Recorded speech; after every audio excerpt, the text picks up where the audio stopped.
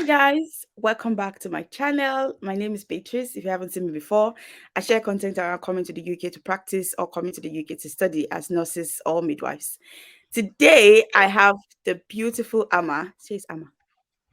Yeah. Yes. I have the beautiful Amma. Okay, I don't call her Amma, that's why I was asking. But she's going to talk to us through coming to the UK to practice as a midwife. So she's a registered midwife in Nigeria, and so she's basically going to tell us the process of registering as a midwife in the UK. You're welcome. Please introduce yourself. Thank you. My name is Jennifer mostly, but as you can see, um, I'm a midwife. I've been a midwife for 7 years now, since Oh, 2016. yeah. So that's my background, and I'm also a student nurse, due to graduate this year. So I consider myself a nurse. Wow. But yeah, so that's me. So fun facts. Myself and I don't know, Amma. I'll Oh say yeah, Jennifer in this video. I'll say Jennifer. Myself and Jennifer, we actually went to the same midwifery school in Nigeria. The year yeah. she graduated was the year I started, so we kind of mixed each other. I didn't Each meet her other, until yeah. yeah, I didn't meet her until 2020 at some point on WhatsApp, and yeah, that's how our friendship started. But it's really good to have you here, and thank you so much for coming because I understand your schedule this period is really tight, but Thank thank you for you. giving me that opportunity to interview you. You're welcome. So I have some questions here I have on my phone, so we're going to start from that. Um, so can you tell us how you can anybody in Nigeria, just in case someone who is not a midwife already in Nigeria comes across this video, how you can become a midwife in Nigeria first of all? Well, okay. Like I said, I went into midwifery school in 2013 and graduated in 2016. So it's a 3 years program. What you do is basically get your application form, sign that up, write your exam, because you've got an exam before you actually start. So after your exam, I think you do an interview because we did an interview. So you do an interview, and then if you're picked, I mean, not picked, if you pass your interview, then you get into midwifery. So you do mild courses in your first year, and then by the second year, you move on to more midwifery things, and then by the third year, you're already sort of practicing some things. So yeah, that's basically it. Okay, yeah. So exactly what you said. And at the end of your 3-year program, you need to do an exam. You have to pass Yeah. the Nursing and Midwifery Council of Nigeria exam to get your license and become a registered midwife. So Oh yeah, yeah. and we did that, got our license, and then we had to do other things. So next question. Now, with registering as a midwife in the UK, how long did the entire process take you from the very first day you started until the last one? I can't say the exact dates for Okay. sure, but I can put an estimate to 4 months. Okay. So what I did first, because you have to register, create an account. So I created an account and I left it for a bit. So the time you create your account don't matter, to be fair. Because personally, I think it's from the time you start your verification till the time you get your PIN. So for me, that took about 4 months. So it was from December until I wrote my OSCE in April, early April, and I got my PIN not long after. So roughly about 4 months. Okay. That's great. Now, let's start. What was the first step you took? The first step I took was to write my IELTS, the Okay. English exam. Because even if you're in the UK, wherever you are, as long as you hold your Nigerian passport, you still write your IELTS. So I did my English exam first. Um, what I say to people is basically do your English exam first. but it Okay. depends on you, whatever, whenever you do it, because you can do it at any time during the process. So I did that first and I had it. Your IELTS is valid for 2 years, so you can have it all through your process. So the next thing, I created an account with NMC UK, sorry. So I uploaded 3 documents because they need documents that you're going to verify. So what you're going to need is your um uni certificate, your license, which has to be valid, and your notification of license, I think. So you upload those 3 things first. And then what they do, they send you an email to say they've received your documents and they are waiting verification now. They're not going to say on that email that they will ask for that verification. So what you have to do is go on to start your verification yourself. So I did that online. On the NMCN portal because you can actually do it on your own online. So I went there, I put my details in. I think you need your POF number, the Yeah. PUF, yeah, Yeah. thing. So I did all of that, and I had a little issue because I didn't I was applying for the verification at night, so I had an issue, and there was an email there that I had to email the people and tell them that I had that issue, and they were quite responsive. I have to say that I was really impressed because I sent that email at night and they got to me in the morning and they fixed it. So I did my verification there, and then I thought I was going to wait for like 6 months because how it was then, you have to wait a very long time for your verification because there's lots of people. But I think it was easy because it was midwifery. I had a concept because there were loads of nurses doing it, but there was not much midwives doing it. So Yeah. mine came very fast. I didn't expect it. It came 3 weeks after, and I thought, what? I'm not ready for exam. But yeah, it came it came 3 weeks after. And once that comes in, the NMC UK, they send you an email to say that they've received your verification. And then on that email, they send a separate email to give you a link to your CBT and your OSCE. So CBT is usually with person view. And OSCE, I think there are about 4 centers in the UK for the OSCE. So you can do any one of them first, but friendly advice, do your CBT first. Yeah. So I applied for CBT and I got centers pretty quickly. So I had to sort of prepare very fast and I did my CBT. So that came out, you get your result on that same day. So that's very fast. And then I took a while to book for my OSCE. So I booked for my OSCE in a space of, I think I booked for my CBT in February and I booked for my OSCE in March. So all of the reading that I'd done for my CBT, I sort of transferred that to OSCE. And then I did my OSCE in, was it March? Yeah, in March. Yeah. No, no, it wasn't. It was in April. I did my CBT in March and I Okay. did my OSCE in April. So yeah, so the OSCE comes out I think 5 days. After 5 days, that's when you get to know if you passed or not. So by the grace of God, I did it once and I passed. Right. Um so that was about it. And I didn't get my pins. I got worried and I called NMC UK and they told me they were going to sort it and I got the pin the day after.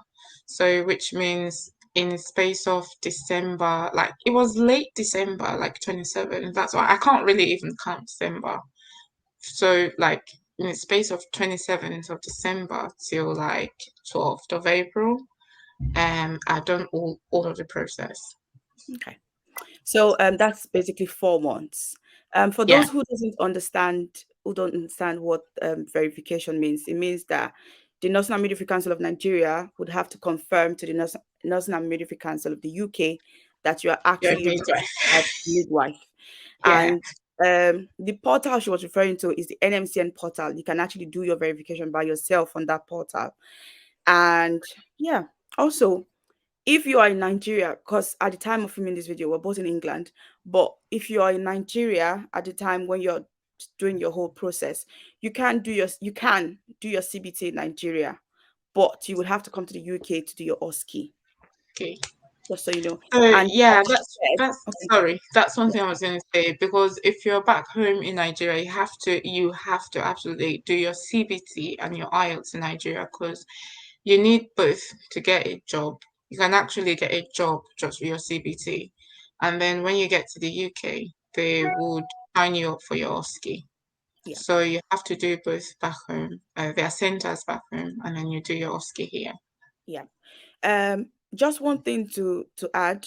The reason why we're both saying do your IELTS first is for some people, not everybody, for some people, IELTS is like one of the things that really holds them back. They do the CBT and do everything, but they still haven't gotten their IELTS, the required score. I think for the UK, it's 7 overall, 7 in each band, except writing, where you can get a 6.5. So it's not as flexible as the score in Ireland, where you can get a 6.5 in any of the band, just one of any. In the UK, you can only get a 6.5 in writing. Every other band has to be 7 or above, and the overall has to be 7 or above. So it saves you, I think I would call it future stress if you can get your IELTS done first before progressing to do your CBT. It doesn't make any sense having writing the CBT and passing the CBT when you don't have the English test done. So do your IELTS first and then progress to the CBT. So how much did you pay for the CBT? Uh, Can't remember. But yeah, it's roughly, I think, 80 something pounds. It's okay. either 87 or 83 as I, Okay. when I wrote mine. Yeah, so it wasn't too much. So in And Naira, that would also, be like around 83, 90K. yeah, you can't do your CBT, I think, 3 times. That's Okay. one thing I missed out. Because in all of this process, the thing is you have to sort of be very cautious, because it's not something you keep doing and doing and doing. So you can only do your CBT, you can only try 3 times. And if you try it 3 times and you don't get it, they have to close that account and you have to start all over again. And same with the OSCE.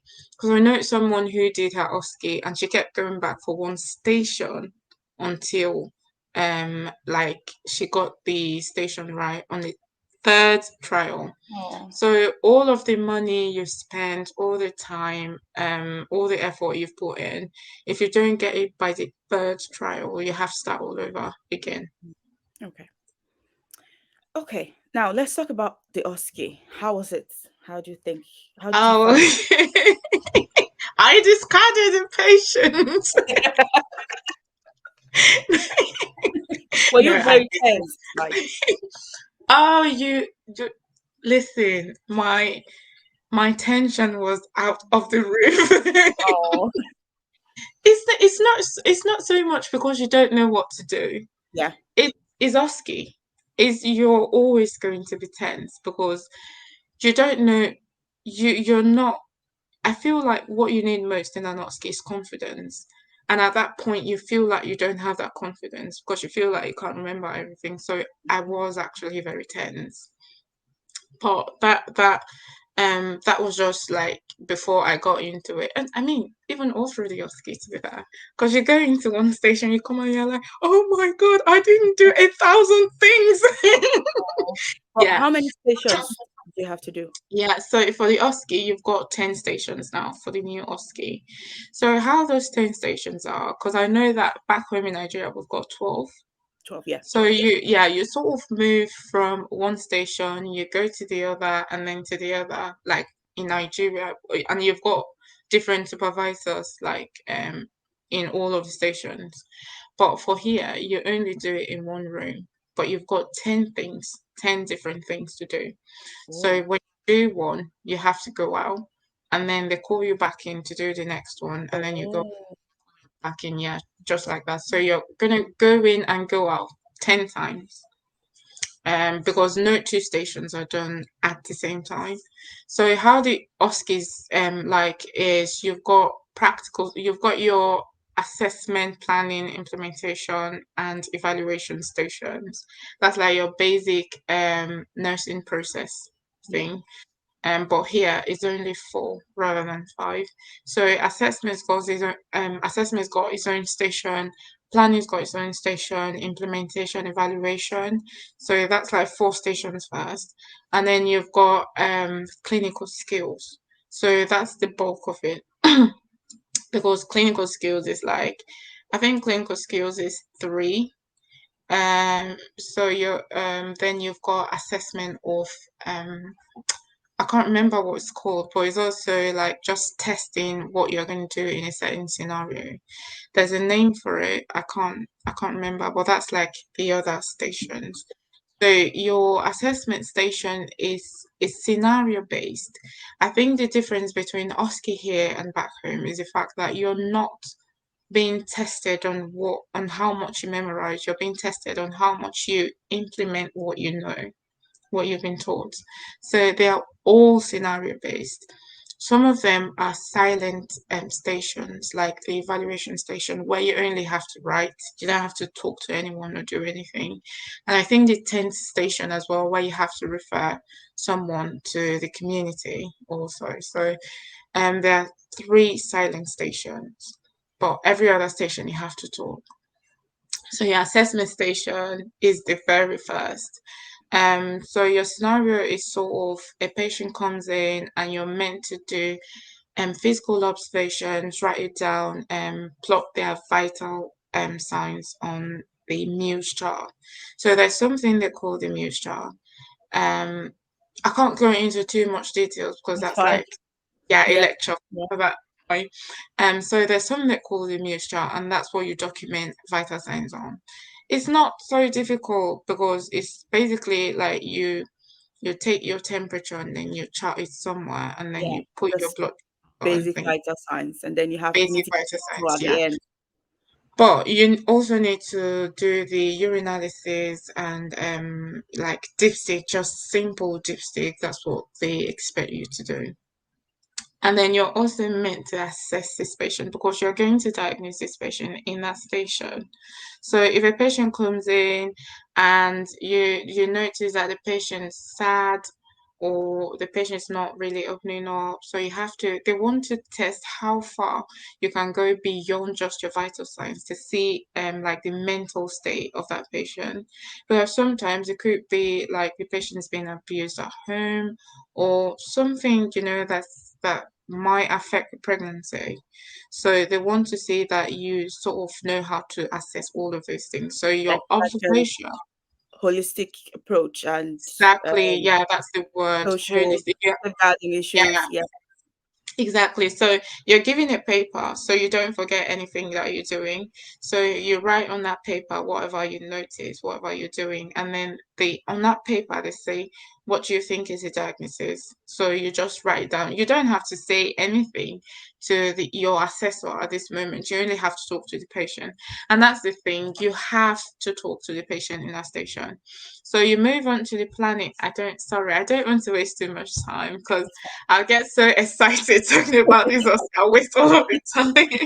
So I move on to the planning. So the planning is what are you going to do from what you've observed from that patient? So if a patient comes with pre-eclampsia or patient comes with antenatal bleeding, hemorrhage or thing, so what do you think you're going to do for that patient? So that's basically your planning stage. I think the planning is a silent stage because you have to write it down. So you move on to the implementation stage. Now, the implementation stage is your numeracy and drug management. You have to sort of administer medication to that patient, that same patient.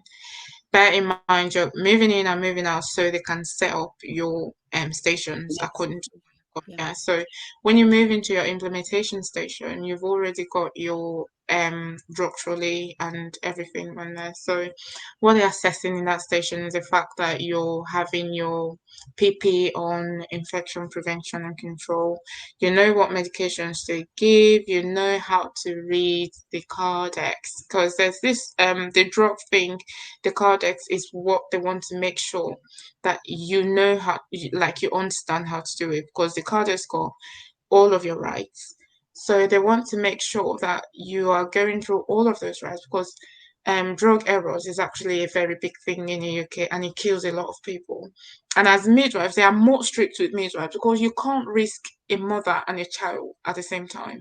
A Like, nurse yeah. can do whatever, but a midwife can't. You're not, I'd say, like in real sense, they don't expect you to make mistakes. They forget that you're human at that Yeah. point. So they want to make sure you're going through all of this, right? Is this the right patient?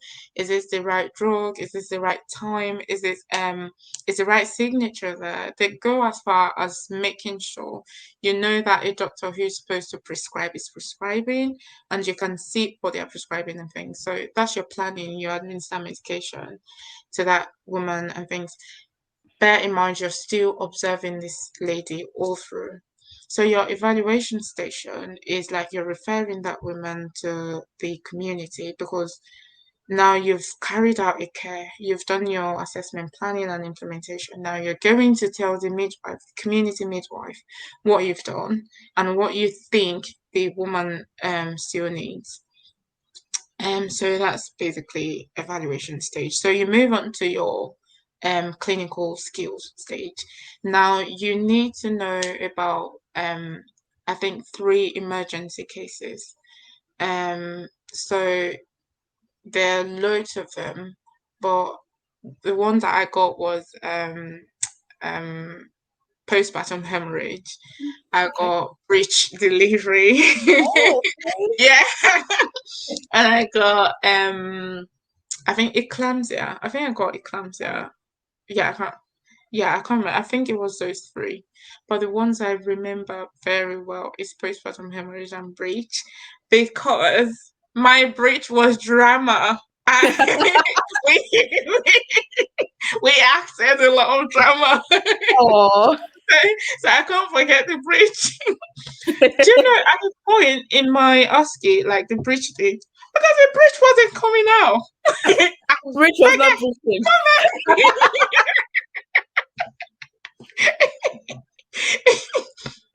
you know, your time has Oh, I said, was pictures in my head. wait, I mean, the time is going, and I'm doing all of Yeah. the maneuvers. Bros, are you going to come out or not? Bros, this is my future.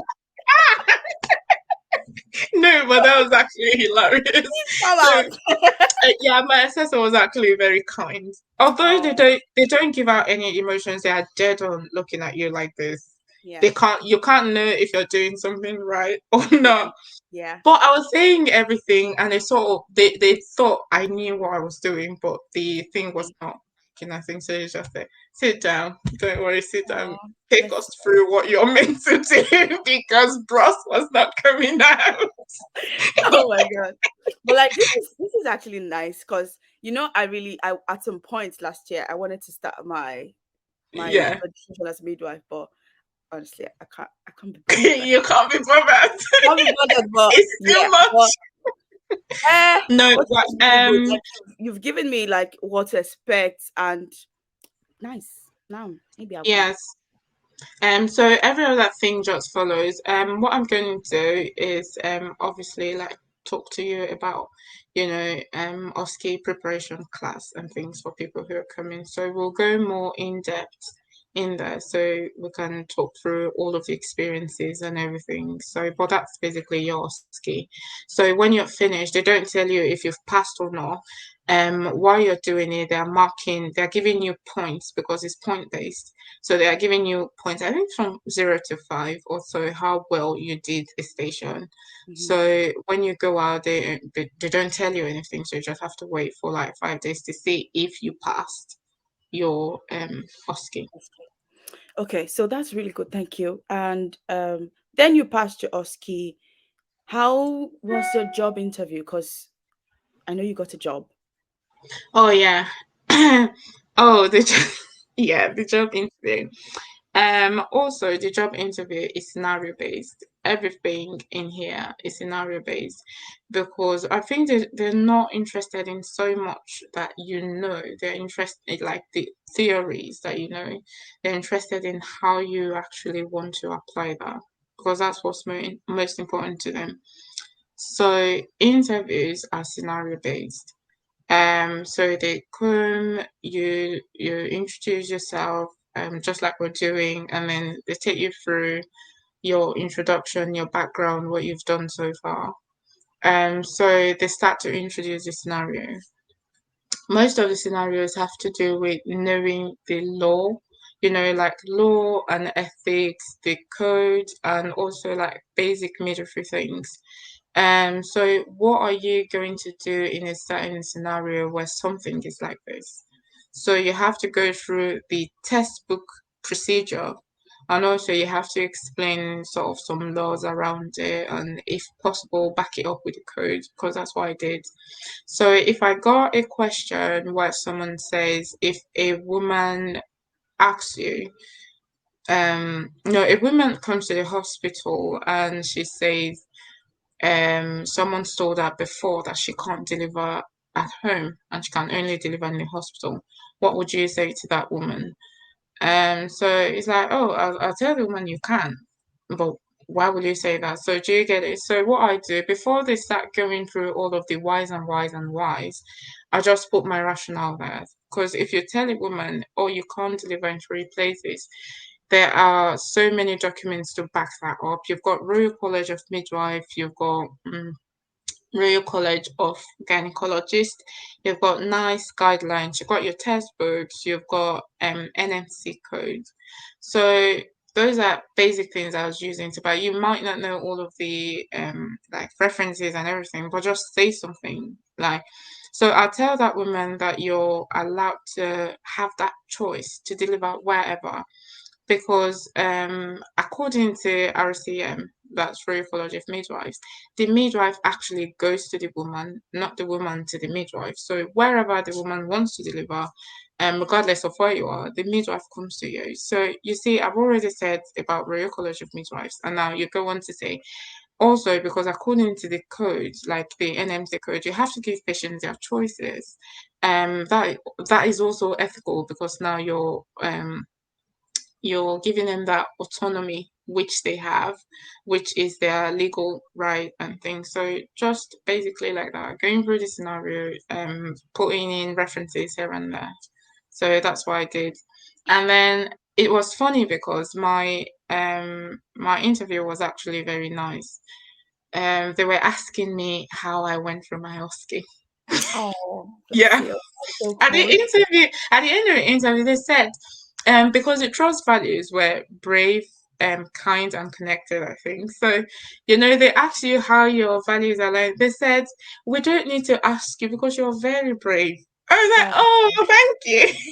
Because at that time when I did my OSCE, there was no materials online, there was no nothing. So all of the things that I had to read, I had to sort of like pick them up in different places. So they were really interested, like, how have you done it? Because we're like the the first people who are doing the international midwife thing. So they were really interested to know how I went through my OSCE and things. So after all of the scenarios just basically became sort of like a discussion. Yeah, and your ability to also have that communication with them. You might not know that they're assessing you for communication. They might be asking you stupid things like, "Oh, the weather's so nice today," so that, and then you can't. So, that was basically the interview, and then they got back to me that same day. They gave me a call that same day to say, I've passed. Oh, nice. Yeah. So just I'll do a quick recap of everything we've talked about so far. So basically, you have to go to the NMC website, which is actually scrolling past the screen right now, and then you create an account, and you have to upload. Basically, the website will tell you what they need you to upload. Yeah, yeah. Then the next thing you have to do is write your IELTS. And we've talked about the IELTS required score for the UK, which is a 7 overall and 7 in each band, except writing, where you're allowed to get a 6.5 and nothing less, but you can get more. And then after you've passed your IELTS, you can then go ahead to do your CBT. Yeah. And after the CBT, you pass your CBT. Because you'll be applying from Nigeria, at this point, you need to start searching for a job because Yeah. they can give you the sponsorship to get you to the UK so you can then come do your OSCE. Yeah. So start searching for a job. You can check on track, can check NHS jobs. Then you can get employers to give you interviews. And we've talked about interviews as well. They're checking your communication skills and basically laws in the UK and how it affects the patients you're going to be caring for. So you can check the laws, you can check all of those online. But when it comes to the actual midwifery stuff, you can check different midwifery textbooks and nice guidelines, which are nice guideline is like freely accessible online. So you need to like really be intentional about this. And if you pass your interview and your employer gives you the sponsorship, they will bring you to the UK. Then you can go for your OSCE. And usually they are going to also provide OSCE lessons for you. Unlike Jenny, who had to like source her information herself and had to do everything herself to pass her OSCE. If you get an employer who brings you to the UK, they are going to provide OSCE lessons. You pass your OSCE, and then you get your PIN, and then you start practicing. Welcome to the UK. Hmm. Yeah. Yay. That was actually very concise. Yeah. Yeah, so it's not really as okay. It's not easy, but it's not impossible. Let me use that word. It's not Yeah, you impossible. have to be very intentional about doing it because at a point you're just going to be like, there's just too much for you to do. There's too much that you don't understand yet and things. So you have to be very intentional about getting there. Yeah, fair enough. I'll just have a look and see, check the lists and see if I still have any other question. Yay. I have one. How much do midwives earn in the UK? First of all, Aha. before you come in, Okay. let me break their heart a little bit. The UK doesn't recognize your years of experience to pay you when it comes to pay. Unlike Ireland, if you haven't seen my Ireland video about going to Ireland to practice as a midwife, I'll link it, or it will be in the link will be in the description box. So the UK does not really pay you for your experience. Ireland pays you for your experience, but UK doesn't.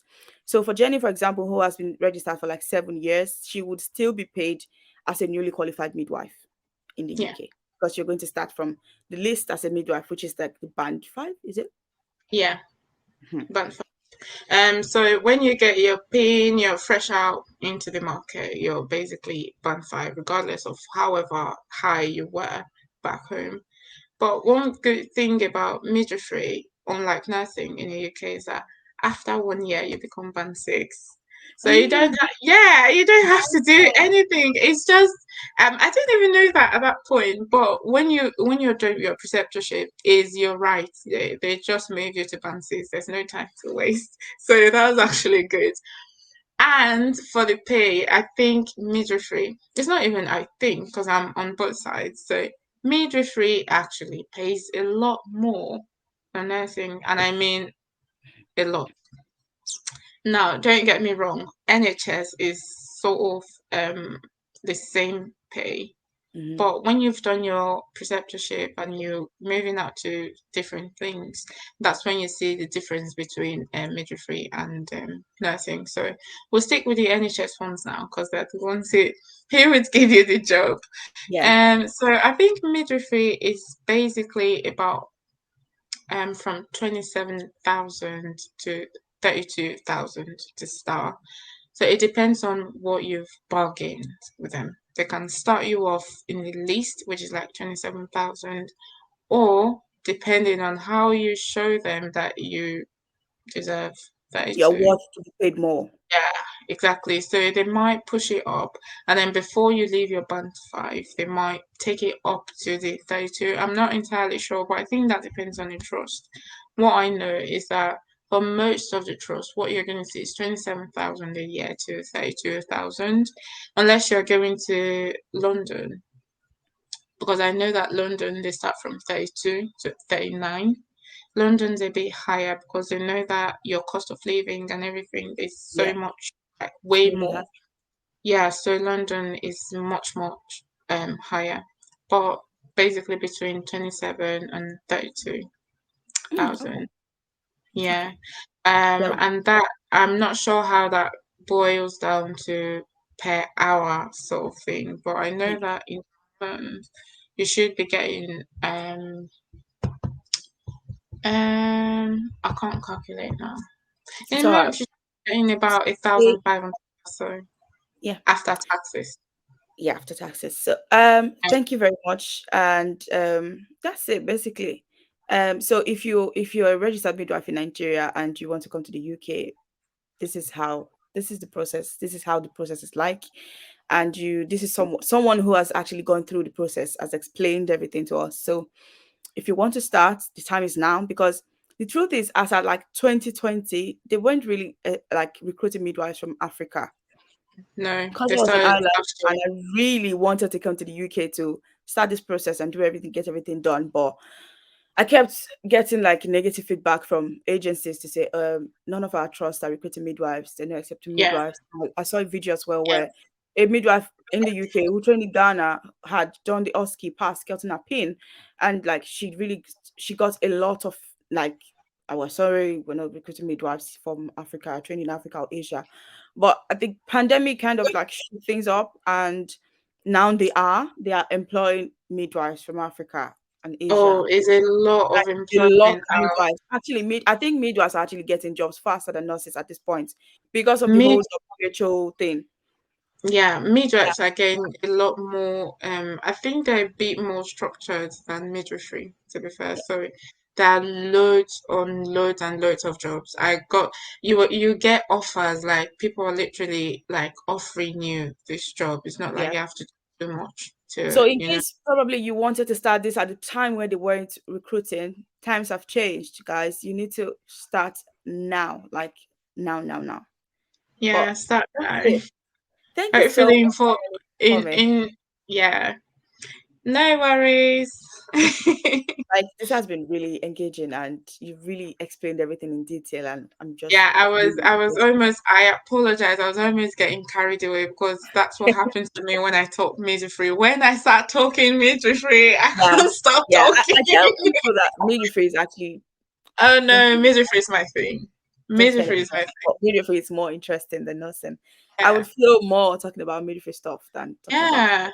I can't wait to start my thing on midwifery preparation and things where I sort of just um express myself. Yeah, yeah. And Yeah. I'll leave our Instagram handle somewhere when I edit, somewhere underneath here. And Yeah. has really beautiful Instagram pictures if you're Ah. interested. Yeah. So thank you so much for watching, and thank you for Thank coming here to do you. this with us. I'm really grateful. Okay, guys, Thanks so this is it for us. much. Please subscribe to my channel. Like, in fact, love this Make video. sure you subscribe. Please, guys, thank you. And like, we'll do more videos and vlogs when I visit Jenny. You'll see her again. Don't worry. I can't wait. I can't wait to talk Thank music you. free. I Thank know. you. Yeah. Bye. Thank you, guys. Bye.